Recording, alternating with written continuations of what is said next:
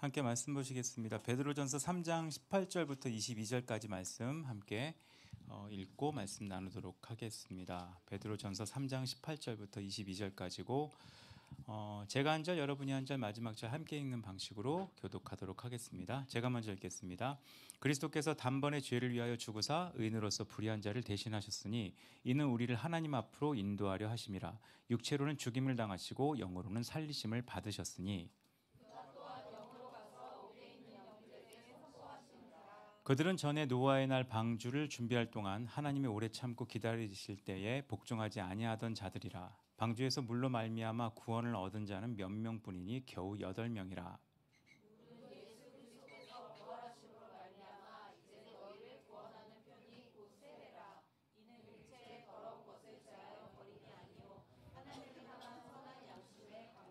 함께 읽겠습니다. 그는 하늘에 오르사 하나님 우편에 계시니 천사들과 권세들과 능력들이 그에게 복종하느니라.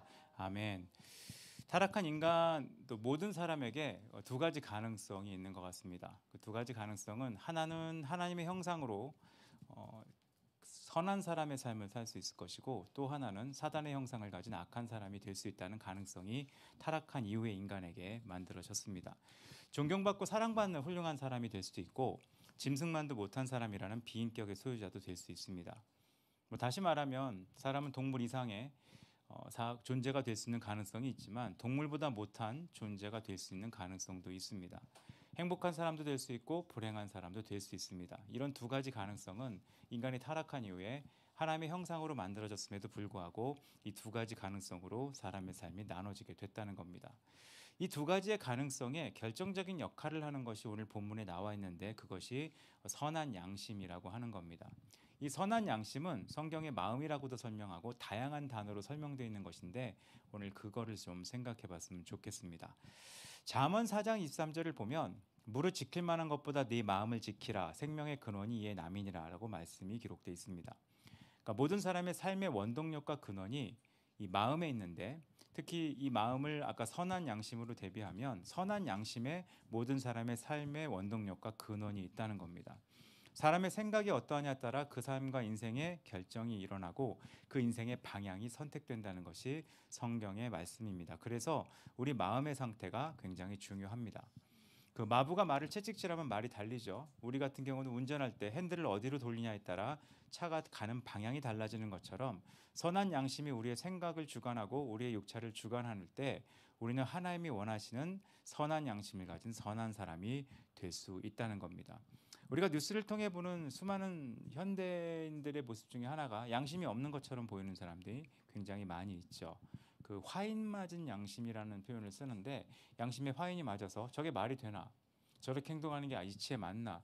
저러고도 어떻게 뻔뻔하게 있을 수 있는가라는 말을 들을 수 있는 사람이 너무나 많은데, 그런 이유는 그들이 선한 양심이라는 것의 기능을 잃어버렸기 때문에 그렇습니다. 선한 양심이 없게 되면 삶 자체가 하나님이 원하시는 삶을 살지 못합니다. 판단력이 없어지게 되고 자신만 바라보고 자신의 것만 추구하는 삶을 살도록 망가지게 되어 있습니다. 그래서 이 선한 양심을 회복하고 선한 양심을 가지는 것은 굉장히 중요합니다.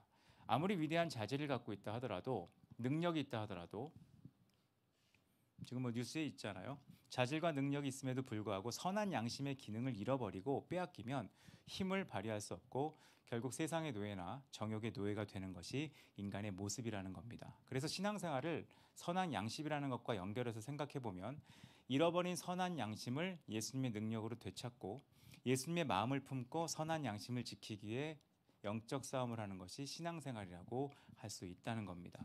그게 예수님이 이 땅 가운데 오셔서 우리에게 하신 일이고 우리에게 하라고 하시는 명령과 연결되는 겁니다. 방금 읽은 본문의 그 18절을 보면 예수님이 하늘 보좌를 버리시고 육신을 입고 이 땅에 오신 이유가 설명되어 있습니다.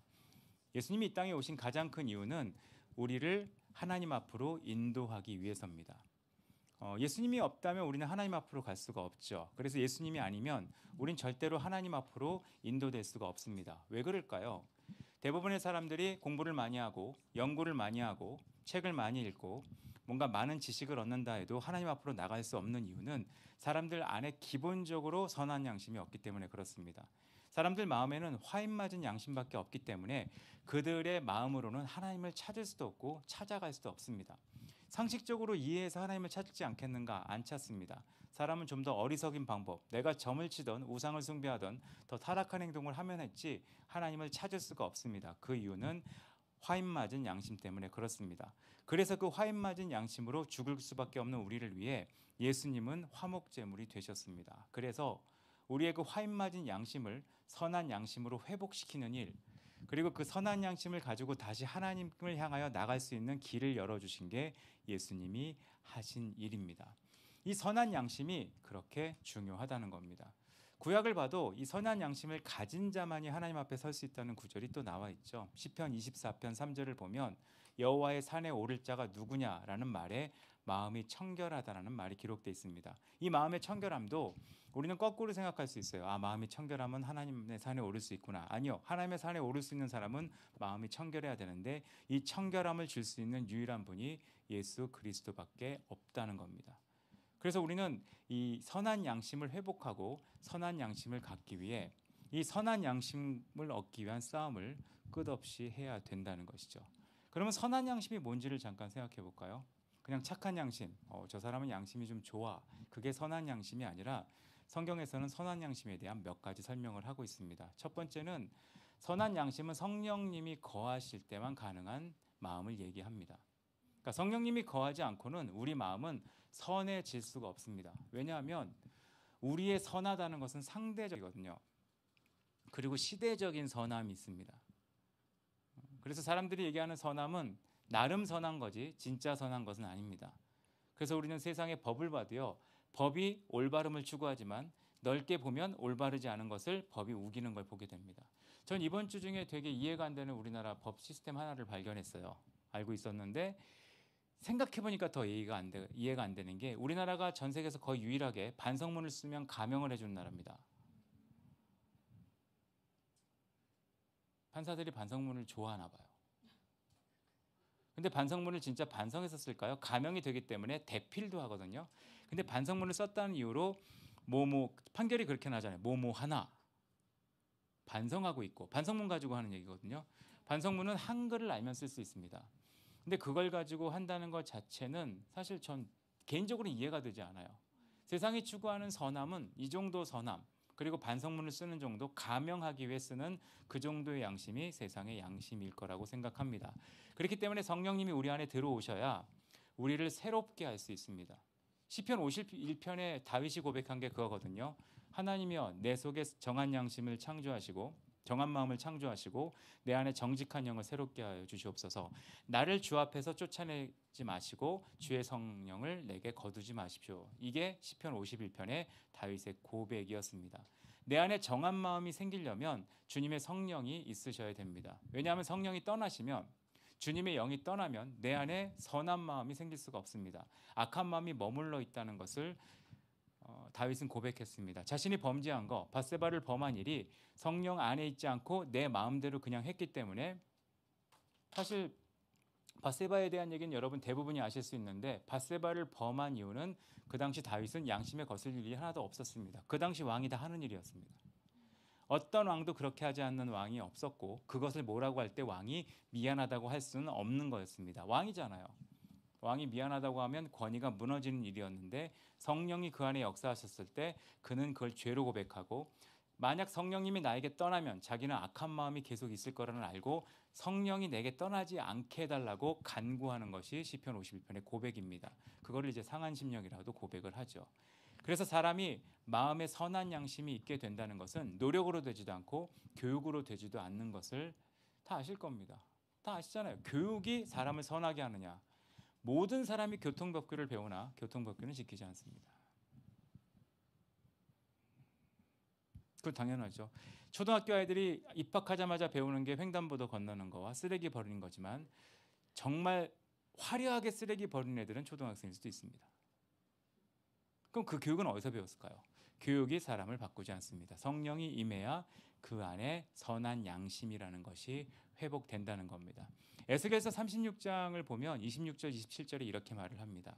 새 영을 너희 속에 두고 새 마음을 너희에게 주되 너희 육신에서 굳은 마음을 제하고 부드러운 마음을 줄 것이며 라고 말씀에 기록되어 있습니다. 굳은 마음이라는 게 뭘까요? 듣기를 싫어하는 마음, 자기 마음대로 하고 싶어하는 마음, 악한 마음을 얘기합니다. 이 마음을 깨트리는 방법은 하나님의 영이 그 안에 굳은 마음을 제거하셔야 되거든요. 마음이 부드러워져야 되거든요. 아시겠지만 나이가 먹을수록 마음은 굳어집니다. 그리고 자기가 옳다고 생각하는 사람들은 자기의 마음이 굳어집니다. 열왕기서 묵상하셔서 알죠? 섭섭한 적이 한 번도 없었던 사람들은 대부분 마음이 굳어져 있습니다. 뭔가 변화를 경험하지 못한 딱딱한 마음이 교육으로 변하겠습니까? 노력으로 바뀌겠습니까? 성령이 임하셔야 그 마음이 부드러워질 수 있다는 것을 성경이 말하고 있고요. 그게 역사적으로 제자 훈련, 성경 공부의 한계를 얘기하는 내용 중에 하나입니다. 공부만 하면 사람이 선해지느냐? 아니요. 성령이 임하시고 성령이 그 마음을 자극하셔서 새롭게 하지 않으면 절대로 일어나지 않는 일입니다. 그래서 선한 양심을 갖는 사람은 성령이. 그래서 어쩌면 저도 약간 딜레마는 있어요. 아침에 묵상이 참 도움이 되지만 묵상만으로 사람이 변화되지 않습니다. 묵상한 것으로 성령님을 구하고 그 성령이 역사하시길 간구하지 않는 한 묵상은 하나의 공부 혹은 자기 개발에 불과한 것으로 끝날 수 있습니다. 두 번째 선한 양심은 결국 성령이 임하시는 선한 양심은 어떤 거냐? 하나님을 찾는 마음입니다.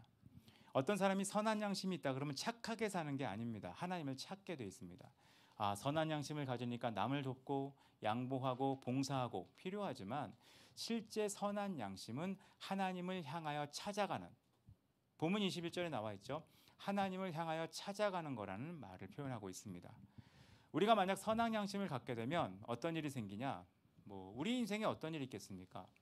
시편 21편 생각하시면 돼요. 여호와는 나의 목자시니 내게 부족함이 없다. 멋진 말이지만 하나님의 목자심에도 불구하고 우리에겐 두 가지 일이 발생할 수 있습니다. 어떤 일이 발생할 수 있죠? 사망의 음침한 골짜기를 다닐 수 있고요. 해가 있을 수 있습니다. 여호와가 목자인데 왜 이런 일이 있는가? 그럼 여호와가 목자시면 우리에게 무슨 유익이 있는가? 시편에서 말하는 유일한 유익은 두려움이 없다는 겁니다. 그럼 여기서 말하는 선한 양심은 뭘 얘기할까요? 우리 삶에 작은 일이든 큰 일이든 어려움이 있을 때, 환난이나 핍박을 받을 때, 고난이나 고통을 당할 때, 질병이나 슬픔이 있을 때 선한 양심을 가진 사람이 할 수 있는 유일한 일은 하나님을 찾는 겁니다. 그러니까 하나님께로 갈 수 있다는 겁니다. 그러니까 하나님께 응답을 받는다 이런 것도 아니에요. 그냥 하나님을 찾을 수 있다는 거예요. 하나님의 도우심을 구하고 하나님의 뜻을 구하고 하나님을 찾고 하나님에게 힘과 피할 길을 구하는,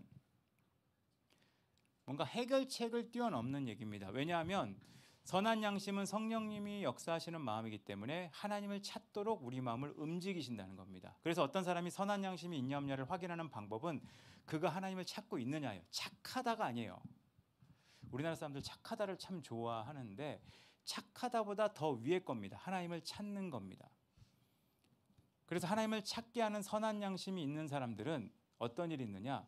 늘 어느 상황이든 하나님을 찾습니다.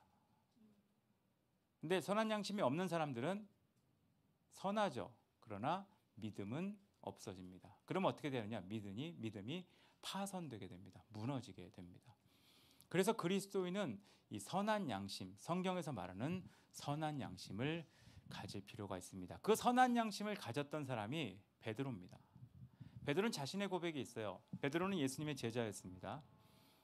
그런데 예수님의 제자고 예수님에 대해서 충성을 다하려고 했지만 예수님이 정말 듣기 싫은 말을 했어요. 오늘 밤 닭 울기 전에 네가 나를 3번 부인할 거다.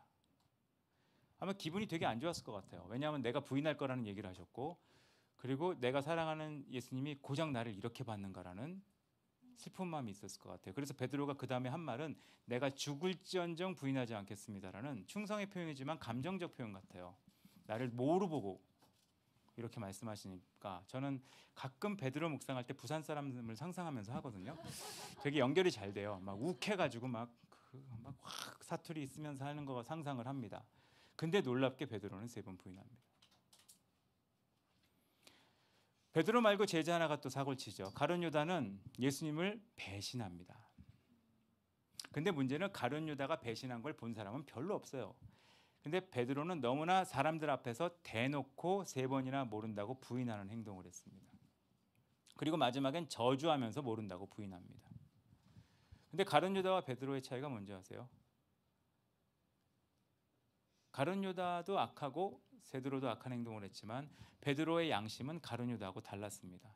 그러니까 베드로 안에는 선한 양심이라는 게 있었어요. 그가 비록 잘못하고 실수하고 죄를 지었음에도 불구하고 낙심하고 포기하고 죽으러 가지 않고 가룟유다와 완전히 다른 선택을 합니다. 어떤 선택을 하죠? 하나님을 찾습니다. 하나님을 찾아요.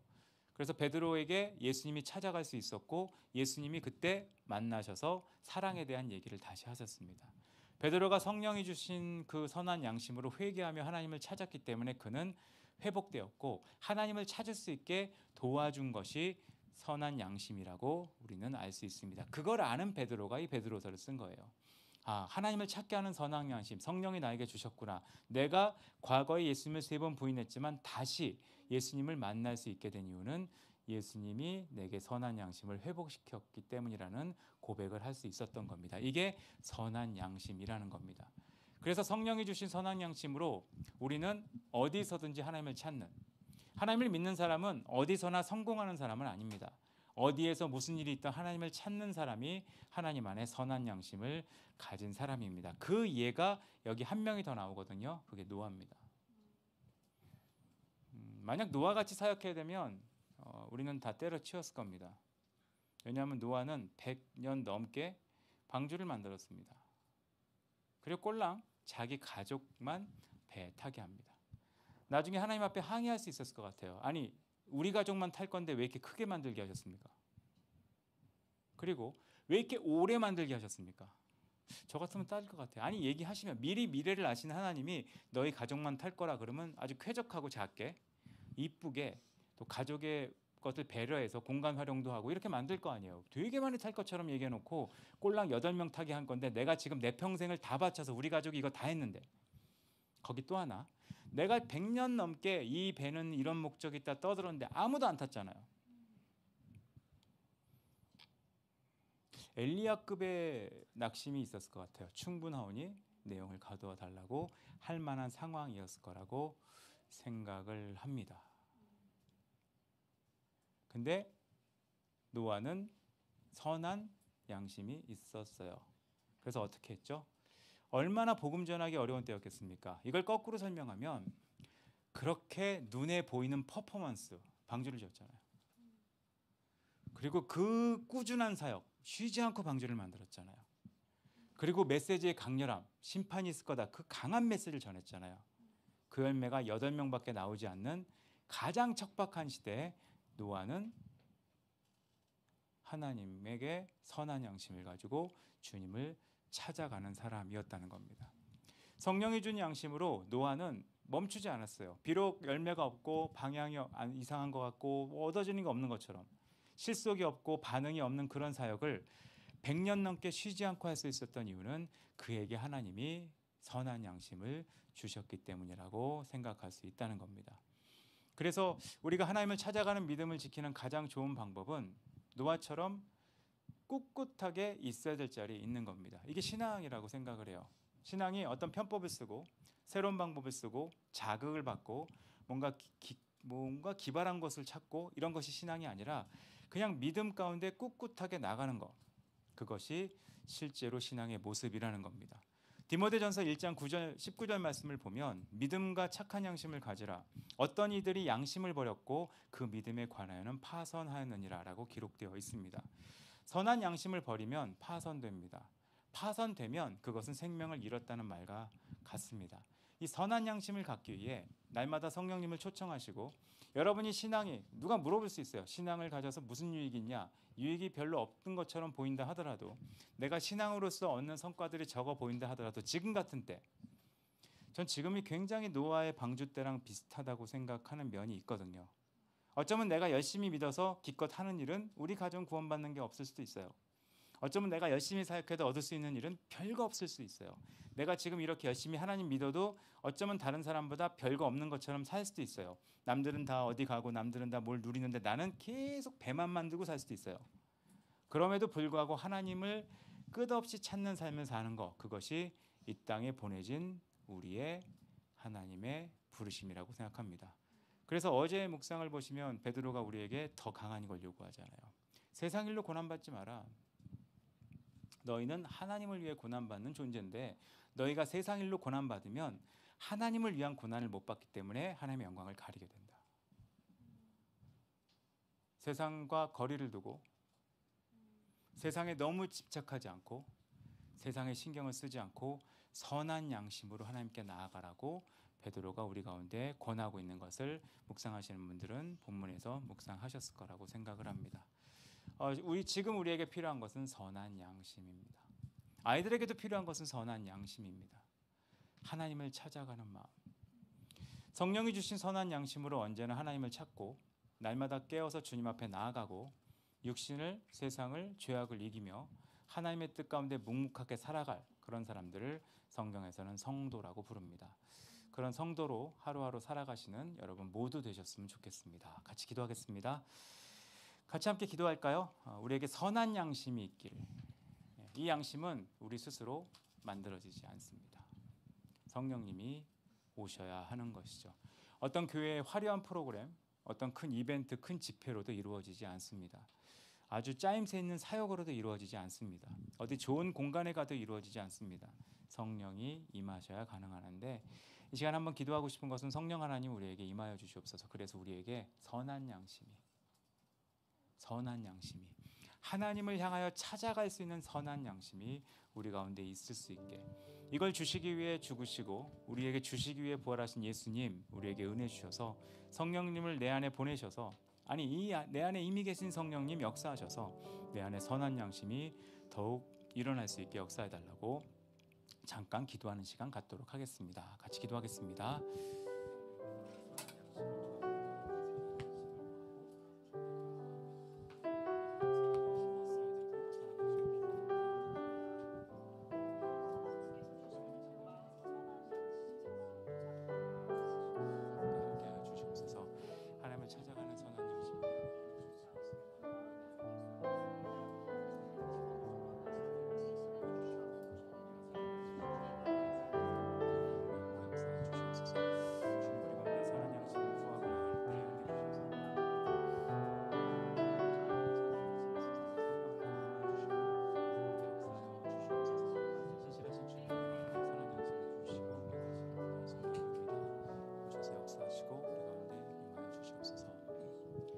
하나님, 우리가 선한 양심을 가진 사람으로 살기를 원합니다. 우리가 하나님을 향하여 찾아가는, 내가 어떤 상황에 어떤 환경에 있든 주님을 찾고 주님 앞에 나갈 수 있는 선한 양심이 우리 안에 있을 수 있도록 하나님 성령으로 우리와 함께하여 주시옵소서. 그래서 이 땅 가운데 우리가 살아갈 때 우리는 늘 하나님을 찾아가는 사람, 어떤 상황이나 환경에 있든 주님께 나아가는 사람, 그리고 기꺼이 주를 위해 고난받으며 주의 뜻대로 살아가는 사람으로 살아갈 수 있도록 성령 하나님 우리를 강건케 하여 주시옵소서. 우리를 그렇게 인도하실 주님 기대하고 예수 그리스도 이름으로 기도드렸습니다. 아멘. 하나님이시여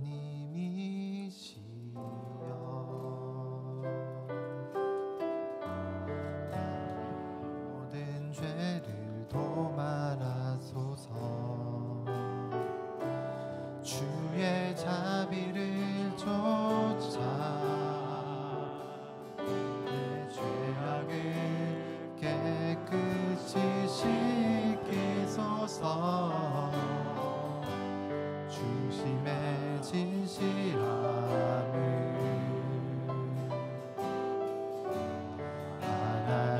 하나님께서 원하시오니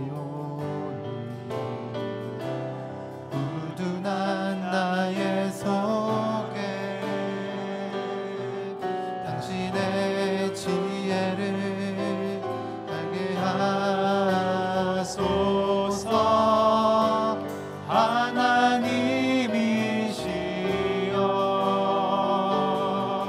내 안에 정한 마음을 창조하시고 내 안에 정직한 영을 주사 새롭게 하옵소서.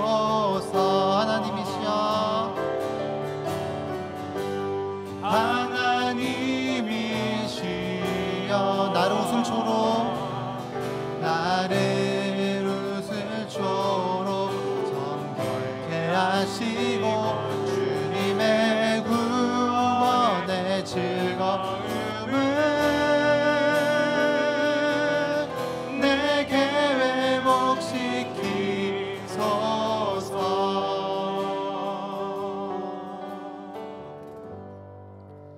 지금은 우리 주 예수 그리스도의 은혜와 아버지 하나님의 놀라우신 사랑과 성령 하나님의 교통하심이 선한 양심을 가지고 어디에서 무엇을 하든 어떤 일을 겪든 하나님을 향하여 찾아나갈 여기 있는 모든 한 명 한 명의 삶 위에 이제로부터 영까지 함께 있을지어다. 아멘.